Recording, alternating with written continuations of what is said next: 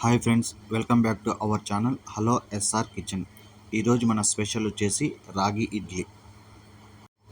ఆరోగ్యానికి ఎంతో మేలు చేసే రాగి ఇడ్లీ చాలా సింపుల్గా ఎలా రెడీ చేసుకోవాలో ఈ వీడియోలో చూసేద్దాం. చాలా సాఫ్ట్గా, మృదువుగా, మంచి రుచితో మనం ఇడ్లీని అయితే రెడీ చేసుకుందాం.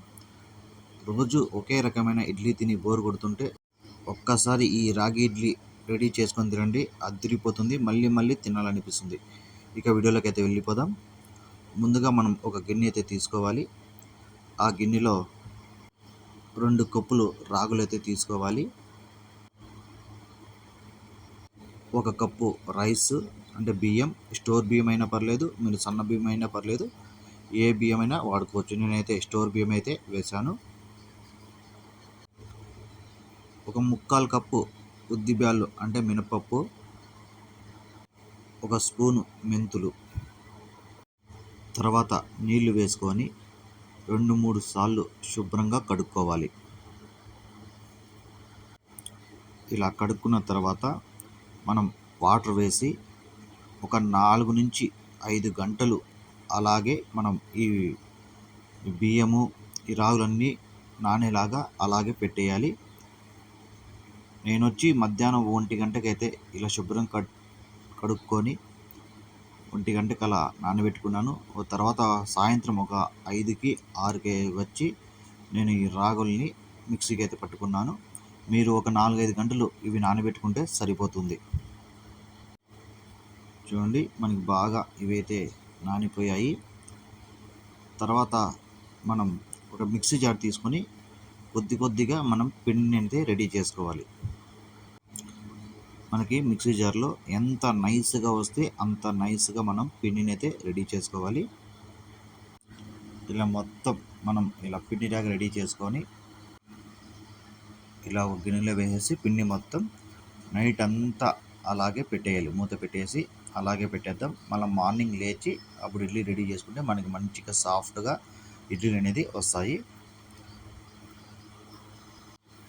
మనం రాత్రంతా పెట్టిన పిండిని తీసుకొని ఒక గిన్నెలో అయితే వేసుకోవాలి. మొత్తం వేయనవసరం లేదు. మనకి ఎంత పిండి కావాలో ఇడ్లీ చేయడానికి అంత పిండిని అయితే వేసుకోండి.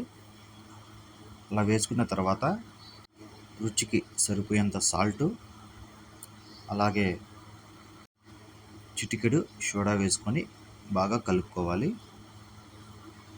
మనకి ఈ పిండి అనేది ఎక్కువ గట్టిగా ఉంటే కొద్దిగా వాటర్ అయితే యాడ్ చేసుకోండి. మరీ ఎక్కువగా ఏం అవసరం లేదు. కొద్దిగా ఒక 1/4 గ్లాస్ అలా యాడ్ చేసుకుంటే మనకి పిండి అనేది రెడీ అయిపోతుంది. ఎక్కువ గట్టిగా ఉంటేనే, లేకుంటే సరిపోతుంది. తర్వాత ఒక ఇడ్లీ గిన్నెలో తీసుకొని అందులో కొద్దిగా ఆయిల్ అయితే అప్లై చేసుకోవాలి.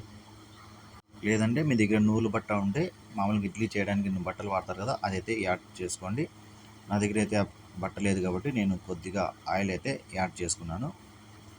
మొత్తం ఆ గిన్నెలకి కొద్దిగా ఆయిల్ యాడ్ చేసుకొని మొత్తం అలా పూసుకొని ఇడ్లీ పిండిని అయితే వేసుకోవాలి. మీ దగ్గర ఎన్ని గిన్నెలు ఉన్నాయో అన్ని గిన్నెలకి ఇలా పిండిని అయితే వేసుకుందాం. చూడండి, మనకి ఇడ్లీ పాత్రలో వాటర్ వేసాం కాబట్టి బాగా మనకి మరుగుతున్నాయి. ఈ టైంలో ఈ ఇడ్లీ గిన్నెలు అనేది అందులో పెట్టుకోవాలి. చూడండి, ఇలా పెట్టుకునేద్దాం.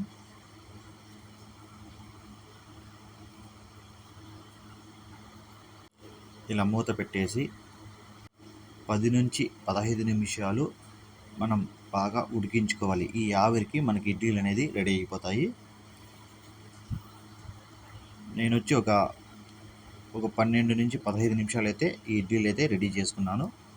నాకు అంత సమయం అయితే పట్టింది.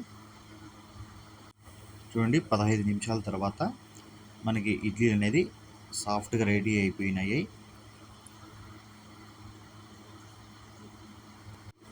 చూడండి, ఇలా స్పూన్ తీసుకుని తీసేసి చూడండి ఎంత సాఫ్ట్గా అయితే వచ్చేస్తున్నాయో.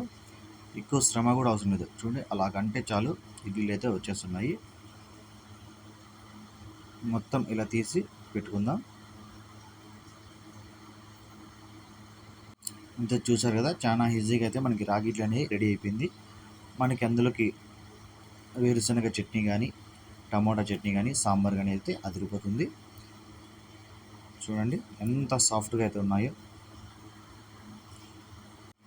ఇలా కూడా మీరు ట్రై చేయండి, ఎలా వచ్చిందో కామెంట్ చేయండి. అలాగే మీకు ఏ వంటకాలు కావాలో కామెంట్ చేస్తే ఆ రెసిపీ అయితే నేను చేసి పెడతాను. ఈ రెసిపీ మీకు నచ్చితే లైక్ చేయండి, షేర్ చేయండి, ప్లీజ్ సబ్స్క్రైబ్. Thank you.